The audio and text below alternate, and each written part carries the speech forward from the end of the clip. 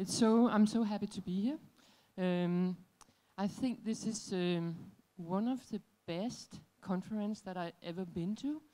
And I think one of the reasons is that it is very professional in one way. So there is a lot of top-down guidelines for how everything should run. But there is also a very big possibility for us as human beings to make a little chaos. And there is a lot of chaos in the plan for the conference as well. And I think that is also what we do when we plan our cities. We have to focus on how we can find the balance between top-down and bottom-up. And I feel that this conference has a very nice balance between that. And I also feel that in the middle and in the center of this conference is us as human beings. And that is also the same when we're talking about cities. That cities, all in cities, is about the human beings. It is about the people that is there. For us as urban planners and architects, everything has to deal with people, and it has to deal with how we can get eye contact with each other. So in a way, it's very, very simple to be an urban planner, because all we have to know is that eye contact when we are standing is 160, and when we are sitting is 120. And if we are aware of that, we can build very, very good cities. And sometimes it is so strange that it is so difficult to remember those two numbers, but it is. If we go and put it into reality, this knowledge about 160 and 120, we can look at reality. Being aware of that is being aware of how we make the city safe and how we make people to have the possibility to have eye contact. I just put a line on this image to show that if we have put something in front of the window, so under the line, the man walking on the street couldn't see the people inside, and if he couldn't see the people inside, he might start to pee on the window, or he might start to steal a car, but he do not, because he can feel that somebody is looking at him. There is a lot about, when we talk about people, there is a lot of other things that is very, very important. There is a Danish architect, Jan Gehl, and probably a lot of you urbanist people knows him. He talks a lot about cities and urban planners being aware of the human behavior. He knows a lot about the distance, how long distance we should have to people before we can smell them, before we can sense them, before we can listen to them, and being aware of that people is human animals that will go and make love and eat and fight and do a lot of human behavings. We can try to put that into urban planning when we design our cities. So now I go to Copenhagen. We have this vision in Copenhagen that urban life is people. This is a strategy that our politicians decided in 2009.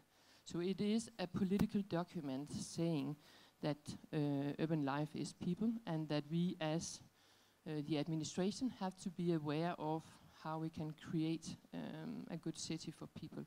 So all I'm doing in my daily routine is to be aware of 160 and 120, and that people is human animals. So that is my everyday life. What we say in this strategy is that we consider urban life before urban space, and urban space before buildings.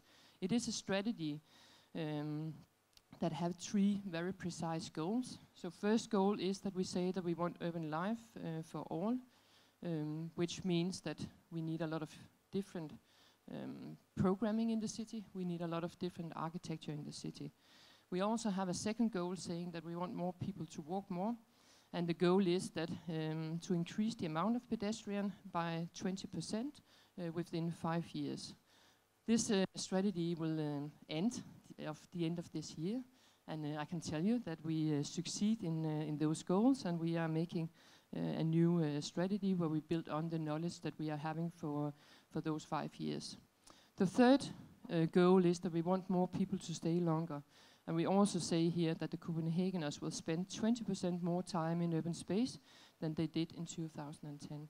So it is very, very precise goals. It is very, very basic urban planning. We go out every year, make an urban life account. We present this account for our politicians, so they know how we will, if we are going to go to the goal, or if we have to make some new initiatives. But also we do have a lot of learning that we can implement the day after we have the knowledge.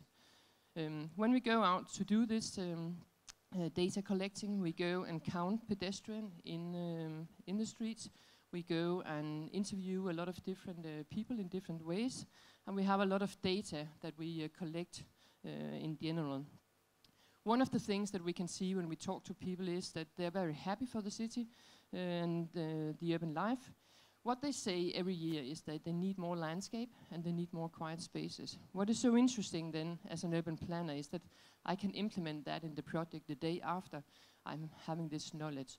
So this focusing on urban life is also a way of focusing on a very short-term planning methods. It doesn't mean that we do not have the long-term planning methods as well, but by focusing on changing the city day by day is a very interesting tool, and it is also a new way of looking at planning, and I will end up with a little discussion about that. We can also, being aware of that people want quiet spaces, we can actually try to organize and design the city with a more dynamic way of putting benches. In a way you can say that is also what we have done in this room today, that we can actually try to take the seat we want. They are different. We can move it away. We can look to the scene, or we can look into the flowers if we want a quiet space.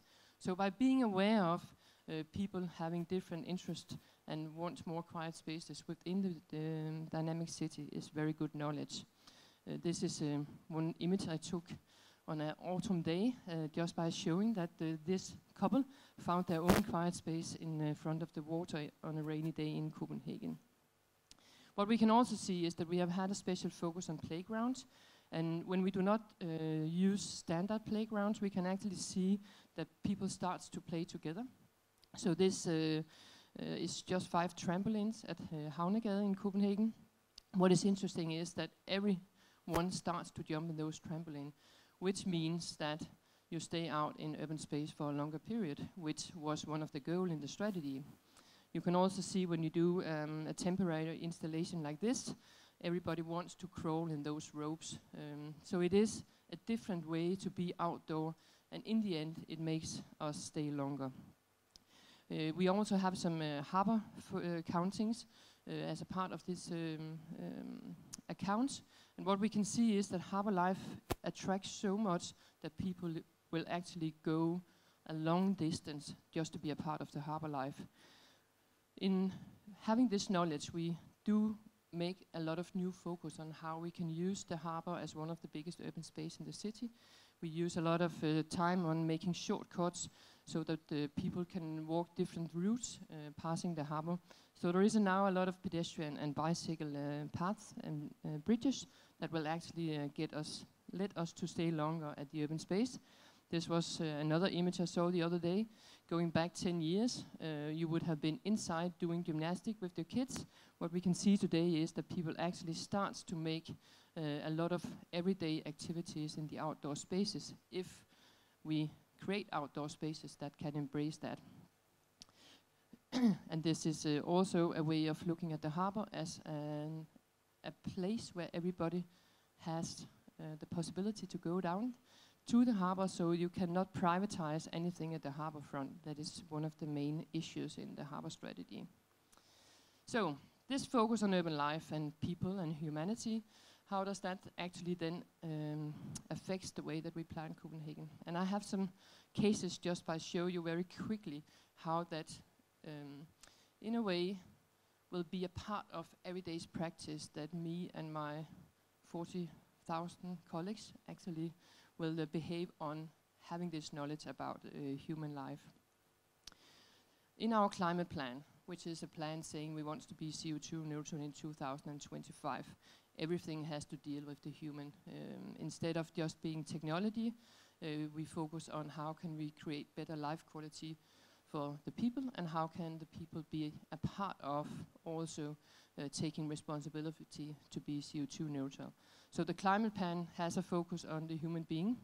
A lot of it has to deal with the green mobility. There is a bike strategy.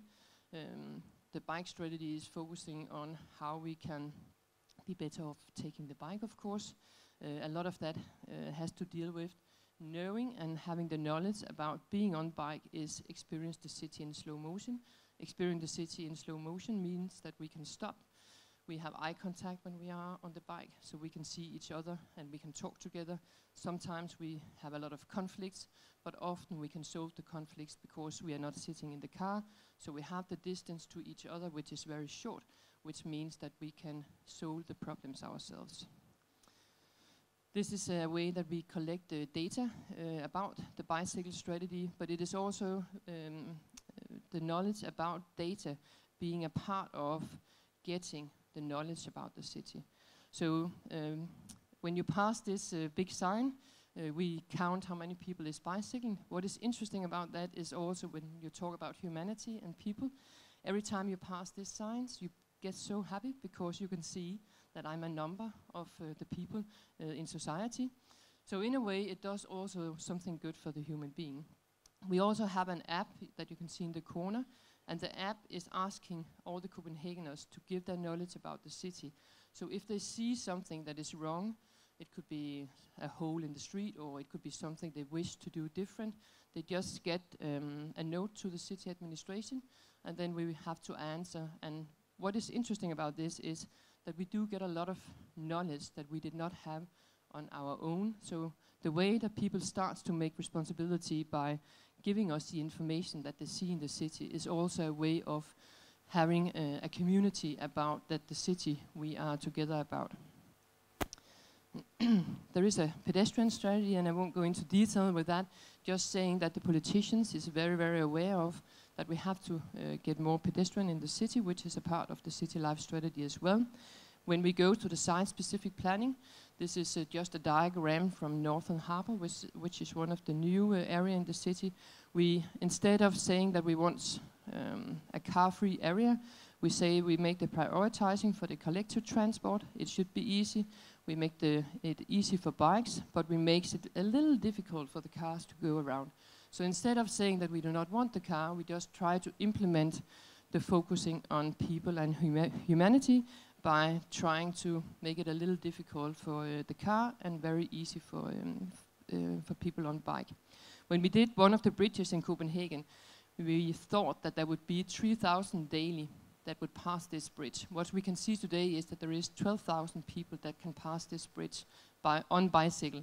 And what is interesting about that is before all those people were taking, or most of them were taking the cars if they wanted to go from A to B in Copenhagen.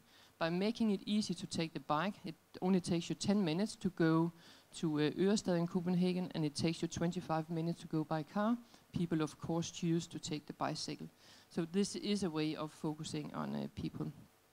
Making the city happy is a strategy or a way that we try to we made a small secretary, and the people that was working in this secretary had the vision that they should let so many things happen in the city. So every time somebody called the city, they were not allowed to say no. So they should always start with taking the telephone and say, yes, that is a very, very good idea. It might be a little complicated to make a permanent pink line in the main pedestrian area, but if we can do it on a temporary basis, we could of course help you to get all the permissions that you were having. This focusing on a yes culture is today a part of the way that every one of us is thinking. So it is also a way of starting a new culture in the city administration. Temporary planning is a focus that we will do in both in the existing part of the city, but also in the new areas. And going back to talking about people, what we can see when we are working with temporarity is that we can actually let people take the responsibility themselves, and we as the city administration we do not get so nervous. So if people is saying, well, it's just on a temporary basis, we do a little more experimenting, and we feel it easier to give permission when they are temporary than if it's permanent. So it is a way also to try to focus on the people that is there. In the climate adaptation plan, that is a new strategy we'll put all over the city. We have this vision for every initiative. It has to give something back to the people, and it has to give something back to the city. So every time we do something that will take care of the rainwater, it has to have an indicator on what it does for the human being. And of course, this is a vision from the climate quarter in Copenhagen, and I think everybody feels it nice to be there instead of just being totally asphalt as it was before. In our local planning, we also have this focusing on people. So you are not allowed to do anything that is private in the city of Copenhagen. So when you go and make a new housing area, you're not allowed to put up signs saying this is private area, or you're not allowed to put up any fencing. This is from Ørestad. It is a housing project done by big architects. And even though that it is a private area and it is private housing, people can walk around like it is small streets, and that is what we try to implement in all our projects. Another way to talk about, and I showed you this image before, is this focusing on the edge zones where the building meets the city. So when there is a client coming to the city saying, I want to build a new office building or a new housing building, we start to say, that's interesting. We start to say, yes, do that. But then we start to discuss, how can your building give something back to the city? So in the local plan and the regulation that we are doing in situations like that, we put the regulation on giving something back to the city and not putting the regulation on the aesthetic part itself. So in most of our plans, we do make edge zone strategies focusing on maybe there should be 25% of transparency. You're not allowed to put black glass or mirror glass in the window. So when you come out in this lobby, in this aquarium here, you saw that there was a lot of black glass, which means that you can't look into the building, which means that you do not feel so much invited, and you do not feel really comfortable. Now you feel comfortable because there is music and there is a lot of other things, but if you were going down to that hole on a weekday where nothing was happening here, like a human being, you wouldn't feel invited at all, because the black glass is just reflecting yourself and not the activities that is going inside the building. We do neighborhood improvement. What is interesting about that when we talk about human beings is that instead of sitting at my office, we put out a secretary that we put into the local area. So every year we point out a new neighborhood improvement, and then we say to the people, my colleagues, you have to go to the site, make your own secretary there, talk to the people, organize it from the bottom up, as far as you can do, because you're still the city. But try to see if you can make some local placemaking instead of just doing something that we do other places in the city. So we put this secretary, and they will be there and stay there for 5 years, being a part of the local environment. And then they have a lot of, or not a lot, they have some money where they can design some new urban spaces. This is from Nørrebro in Copenhagen. And a little in the same situation, we also have this program, which is half paid by the city and half paid by the state, which will give free to the people a new green garden. So in the old existing neighborhood where there today is a lot of asphalt and a lot of backyards that we cannot use for anything, we go and give money for the people. So they have to have those money, they have to organize themselves. So it has to be based on a democracy where the people there is a part of the development, but they do also be the one that will maintain the area themselves afterwards. So in a way you can see this is very, very much based on the people themselves, and it has to come from the people, what kind of need they're having in this area. Creating sun places is another place to try to focus on human beings. So if we were saying in the strategy, we want people to stay longer, we do know that people will only stay outside, especially in the Nordic countries where it is a little colder than here. They need to have some sunlight. So when we do a new street project like this, we choose to, of course, focus on the bicycles, making broader bike lanes, but we're also focusing on where is the sun. So by making this street and the pedestrian area broader in the sunny side, it actually turns out so that people will stay longer because there is more space for staying in. So again, there is a strategy. Our politicians is asking us, please help us to let people stay out longer. And then at the city administration, one answer to that could be that we create broader pedestrian area in the sunny side of the street. It is also now free to put out tables and chairs in the street. Now I can see I have to quick. Our health policy also focusing, of course, of city life. The new green strategy deals a lot with people have to take responsibility and that they can have the possibility to grow everywhere in the city, and they do not have so much. They do not need permissions in the same way that they have done before. Co-creation is a new focus where we actually get people to take responsibility themselves and be a part of the way that we create the city together. We try to have early dialogue, so we invite all the architects and all the different stakeholders into the city before we start to do any planning. And that makes us be talking about what kind of city we want to have before someone starts to decide it. And the last year we started a new program focusing on partnerships. So it is both partnership with professionals, but it is also partnership with the citizen. This is from a party where we were having a dinner for 2,600 people at one of the big streets in Copenhagen. It was organized in a partnership with a lot of private, so the city didn't do that much.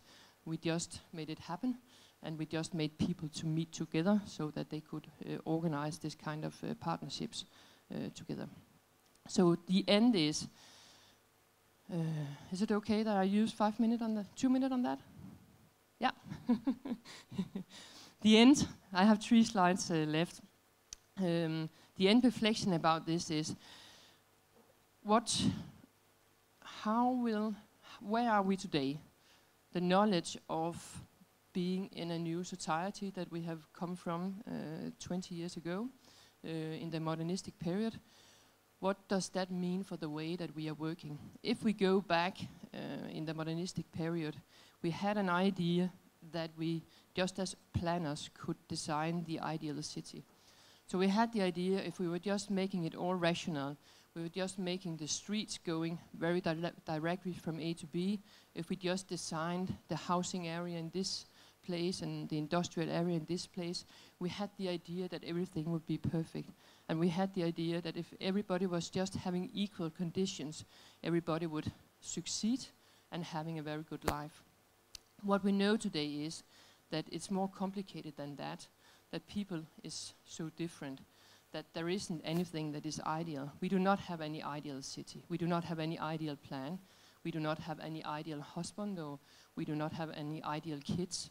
Everything is different from person to person. And by having this knowledge, I think that we will change the way that we lead and organize our cities. So we have to be aware of having a more dynamic way of planning. We have to be aware of the human beings. We have to be aware of that we are all different. In the modernistic period, we also had a focus on this making things for human beings, but we had the idea that everybody was equal. I remember that when I was studying architecture, I saw some observations about the ideal woman making food in the ideal kitchen, and that made a very beautiful kitchen design that was just put in every apartment in the whole of the city. After that, we realized that we make food in different ways, and therefore kitchen should be designed in different ways. Having this knowledge, I think that we will go from thinking very fixed master plans into working more strategic in the city administrations. We have more to put guidelines and visions and strategies like the city life strategy that we are having in Copenhagen, because it makes a guidelines and it shows a place to go instead of showing us very concrete how we should do it. So it makes it more flexible and more dynamic so that we can change as easy as society is changing and as easy as everyday life is changing. What we have done in Copenhagen right now is that we have changed the organization. So if we go some years back, we had an organization where everybody was thinking in silos. There was someone that was thinking in parking strategy, someone that was the one that was doing the user involvement, someone that was giving the building permission, someone that was focusing on the pedestrian, but they never talked together. So what we are trying today is to put a new organization to see if we can deal with that, because we also know that there isn't any ideal organization, and that the way we organize things will always change from day to day and from year to year. So the last one is, I think this is a very big inspiration for me about how we should work tomorrow, especially when we take the statement about human being as the central part of our cities. And I just read it. It is Zygmunt Bauman, one of the biggest sociologists, and he's saying, I think at the moment, if you think about making society better for you to count mostly on this level of human integration, you architects and urbanists, it's all of us, should not consider yourself as managers of humans. You should see yourself as liberators, animators, inspirers, who inspire people to do interesting things themselves, and who help to develop their potential, which otherwise would be stifted. And I think that would be the end. So we, as human beings, are the basic of cities, and we have to lead us and have knowledge about us and the way we behave in a totally different way than we were just having 5 years ago, and especially what we were doing when we were going 20 or 30 years back. And one of the main things is that we have to understand the diversity of people, and that is why it is so difficult, because there is so many people of us, and every one of us is unique, so it's so difficult to understand that complexity that is within that.